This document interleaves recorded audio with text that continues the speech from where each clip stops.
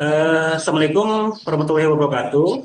Waalaikumsalam Waalaikumsalam warahmatullahi warahmatullahi wabarakatuh. wabarakatuh. Kita dari kelompok 2 akan berdiskusi tentang tugas yang diberikan di LMS dengan tema yang pertama itu kita membahas tentang isu-isu stigma buruk pelayanan publik di Indonesia sebelum reformasi birokrasi, apa saja yang menyebabkan pelayanan publik di Indonesia mendapatkan stigma buruk. Nah, itu paling kita berdiskusi. Silakan Bapak kalau ada pendapat dan untuk membahas tentang yang pertama ini boleh dikemukakan gitu Pak. Enggak? Izin Pak Izin, izin Pak.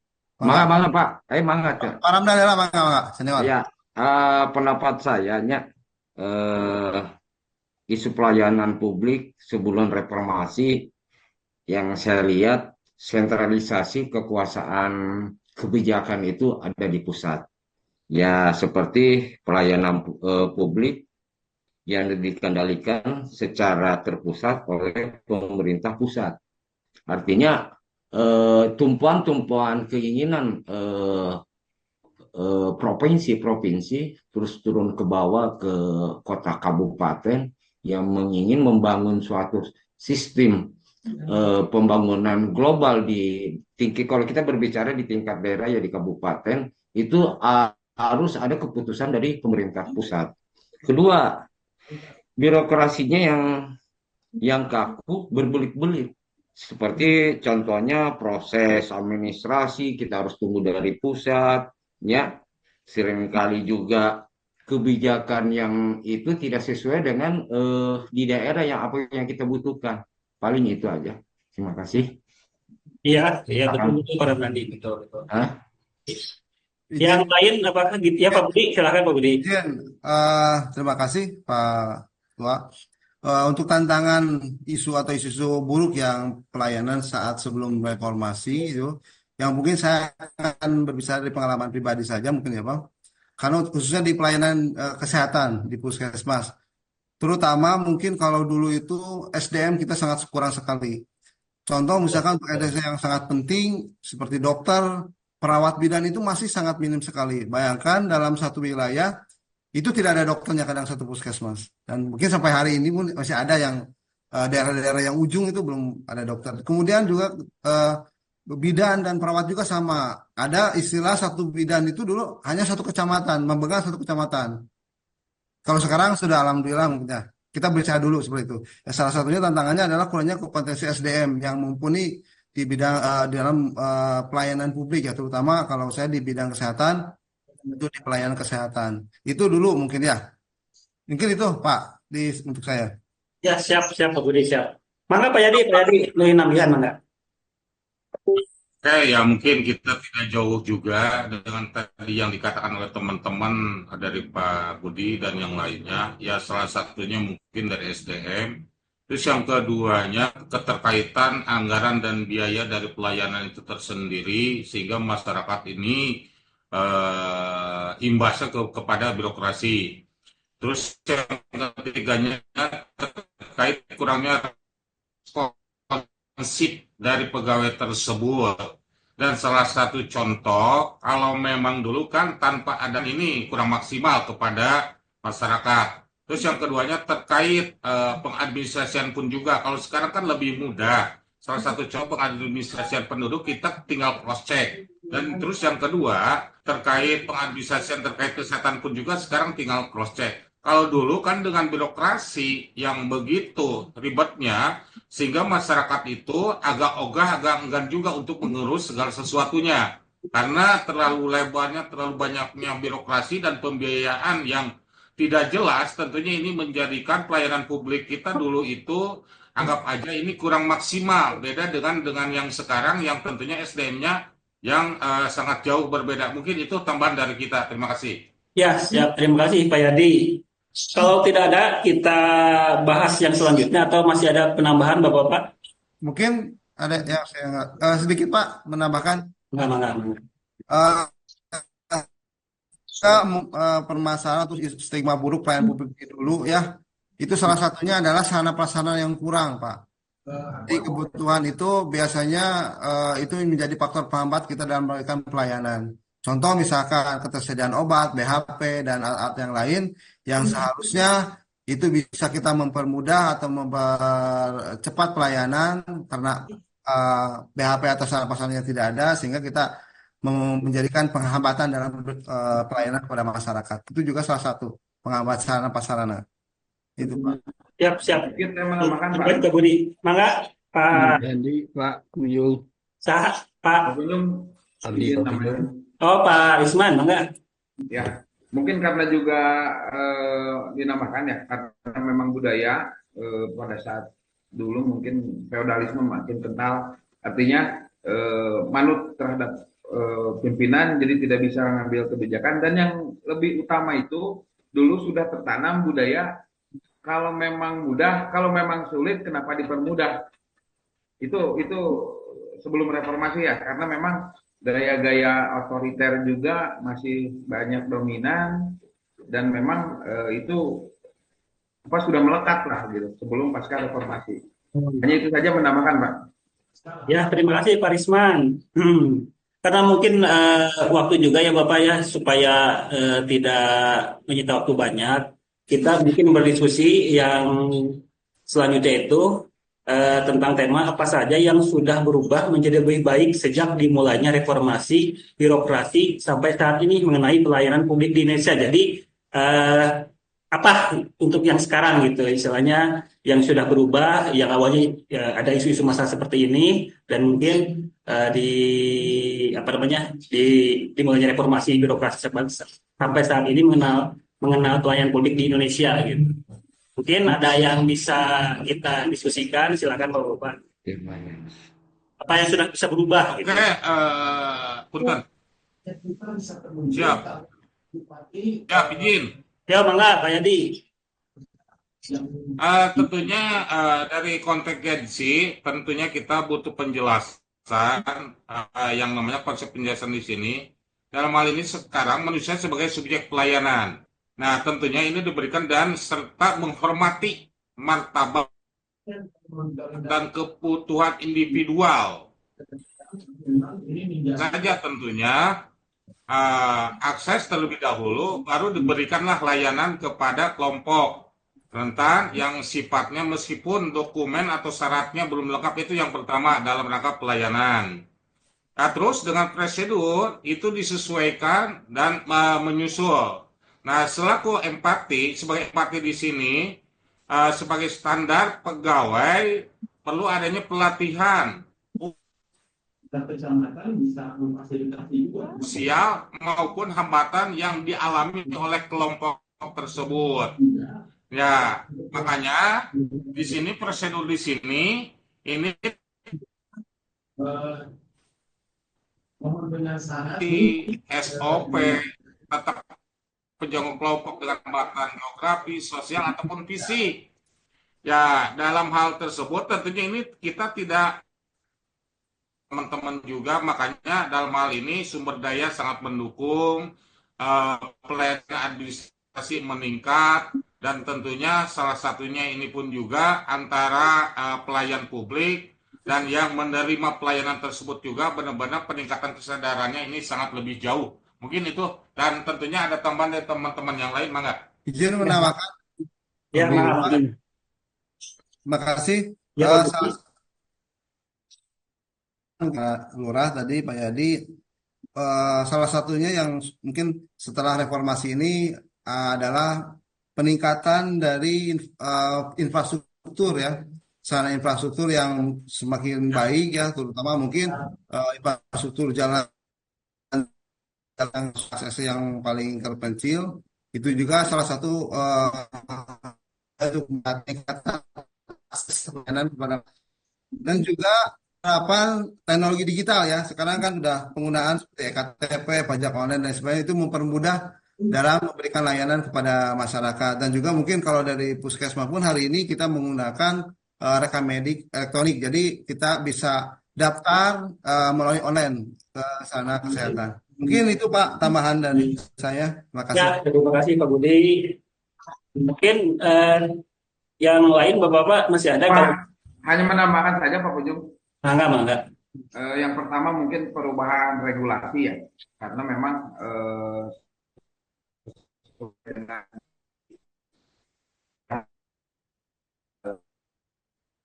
atensi tersebut. Jadi pertama ini baik dan teman pelatihan dan lain sebagainya juga pelimpahan sebagian kewenangan ataupun desentralisasi baik kebijakannya ataupun hal-hal yang lainnya. Mungkin itu 3 poin itu Pak, menambahkan saja. Tambahkan Pak Punjul. Ya, terima kasih Pak Risman, mangga. Tahan. Dan pelayanan publik di era sekarang ya Pak Punjul ya, semakin berinovasi kalau dari saya mah dengan berbagai teknologi digital gitu. Inovasi ini bertujuan untuk meningkatkan kualitas pelayanan dan seluruh masyarakat yang ada di wilayah tersebut gitu. Sehingga Abdi kebetulan di kecamatan, alhamdulillah terkait pelayanan sekarang dimudahkan untuk pembikinan KTP ataupun KK. Mungkin itu hanya bisa saya sampaikan. Terima kasih. Ya, terima kasih Pak Dede. Iya, Izin nambahan dikit Pak Kunjung. mangga ya, pada Mendisok. Artinya gini Pak, ditambah lagi sekarang itu kan sentralisasi dan otonomi daerah kan ya Pak ya. Artinya dulu kita terpusat dulunya ya di zaman Orde Baru terpusat sistem pemerintahan dengan oligarki, dengan aturan-aturan. Alhamdulillah sekarang dengan perubahan reformasi ya di sini sentralisasi dan otonomi daerah kan udah diberikan kepercayaan ke daerah-daerah ya Pak ya. Artinya pemerintah daerah artinya bisa memberikan kewenangan yang lebih besar kepada daerah-daerah yang menyelenggarakan pelayanan publik di tiap daerah Pak Kunjung. Ya artinya mau di provinsinya mau di kabupatennya dengan visi dan misi itu kepala daerah seperti apa mengemas daerah masing-masing gitu. Ya, Terima kasih nambah ini. terima kasih Pak Mandi. Bapak-bapak, mungkin gini kan dari tema ini mulai dari isu Tuh Pak Yadi. Salih, untuk tagline. ya, Pak Punjul. mangga Pak Yadi, mangga. Untuk tagline dan moto kita khusus untuk kelompok 2 dalam hal tema tersebutnya kita punya tagline lah yang mungkin mudah-mudahan kita cocok juga. Yang pertama, dahulukan manusia bukan sistemnya. Terus yang kedua, layanan kita bukan sekedar formalitas. Terus yang ketiga, semua yang namanya warga dilayani bukan dipersulit. Aja tagline Betul. ya. Setuju. Ya, Siap, lanjut. ya. Selanjutnya Pak masih ada soalnya gini, kan yang pertama itu kita membahas tentang isu-isu sebelum reformasi ya, tentang pelayanan publik. Dan setelah dibuatnya reformasi ada perubahan yang tadi itu sudah bahas, dan mungkin selanjutnya itu yang ketiga itu bagaimana gitu misalnya dari pelayanan publik ini ada gagasan dari kita gitu kelompok kita untuk menyempurnakan gitu untuk pelayanan publik itu Pak. Prof Mangga, mungkin siapa yang bisa mengungkapkan pendapatnya gitu Pak. Izin, Pak. Tapi Pak Punjul. Izin, Pak Pujung. Mangga. Mungkin salah satu upaya untuk peningkatan kualitas pelayanan publik setelah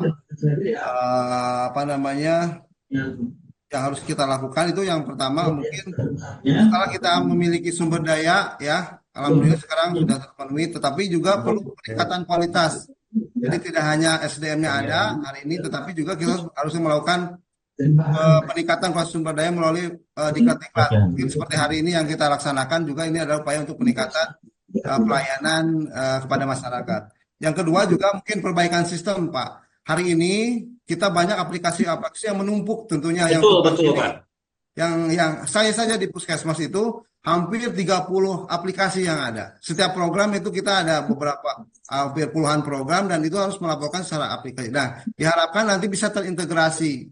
Jadi tadi seperti tagline Pak Lurah tadi, jangan kita yang kita layan itu masyarakat, bukan sistem ya, bukan apa namanya, bukan robot lah kasarnya gitu. Jadi kadang tentunya kita juga perlu adaptasi dalam memberikan layanan karena kita harus mengisi banyak aplikasi itu yang harusnya kita cepat, akhirnya apalagi terkendala jaringan, apalagi misalkan tadi mati lah dan sebagainya. Nah itu akan juga dengan aplikasi ini di satu sisi untuk mempercepat laporan, tapi di sisi lain juga kadang kalau tidak efektif itu bisa memperlambat layanan. Itu mungkin perbaikan sistem mungkin Pak itu yang saya sampaikan.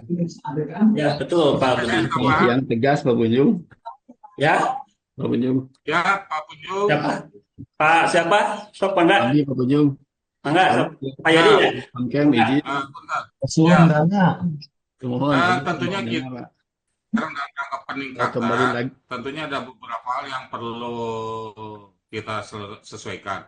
Yang pertama mungkin mendahulukan layanan, menyesuaikan terkait birokrasi, dan yang kedua prinsip implementasi bukan teori aja dalam layanan publik. Terus yang selanjutnya kesetaraan perlakuan, setara terhadap semua warga, tidak ada diskriminatif, bukan sama rata, disesuaikan dengan kebutuhan dan hambatan. Terus yang selanjutnya partisipasi dalam melibatkan perencanaan maupun pengawasan pelayanan. Itu menjadikan peningkatan kesadaran kita dalam pelayanan publik. Nah, terus responsif gender pelayanan yang tidak bisa membedakan antara jenis kelamin, memperhatikan dinamika. Tentunya di sini adalah relasi kekuasaan inklusif, semua layanan menjangkau kelompok tentunya dengan hambatan-hambatan sosial, ekonomi, dan fisik. Nah, nanti bisa digabungkan dengan tagline yang tadi. Mungkin dari kelompok 2 itu, mungkin ada tambahan yang dari yang lain. Ya, Mangga. Soalnya gini Pak, Mangga untuk waktunya kita juga ada tugas yang kedua gitu, sama juga membuat video gitu. Makanya kita meminimalisir waktunya supaya lebih cepat lagi gitu Pak. Jadi kita harus upload lagi juga gitu Pak. Enggak ada yang lain, kalau misalnya kalau nggak ada, kita diskusi yang pertama kita tutup gitu. Yang video aja kalau memang Siapa? Pak Sundana itu Pak Sundana. Mangga. Abdi Widi Kanu kembali lagi ke satu tingkat sebelum pembahasan yang sekarang. Saya punya contoh kasus ketika ada rekan saya di catatan sipil itu kedapatan memungut biaya yang diberikan itu berdampak pada pidana yang harus dijalani oleh yang bersangkutan. Ya. Sebelumnya saya di Dinas Pendidikan sangat sedikit sekali bersentuhan dengan fungsi layanan karena fungsi saya di keuangan. Tapi pada saat itu saya berhubungan langsung dengan rekan saya yang di Dukcapil. Pada saat itu penegakan sanksi yang tegas saya rasa akan membuat pelayanan lebih baik gitu Pak. Ya. Selain itu ada standar-standar yang ada di Ombudsman, kita bisa pakai itu untuk standar pelayanan terhadap masyarakat. Masalahnya untuk merubah kebiasaan yang sudah ada di masyarakat itu bukan hal yang mudah Pak. Tentunya harus dari kitanya penyelenggara pemerintah yang harus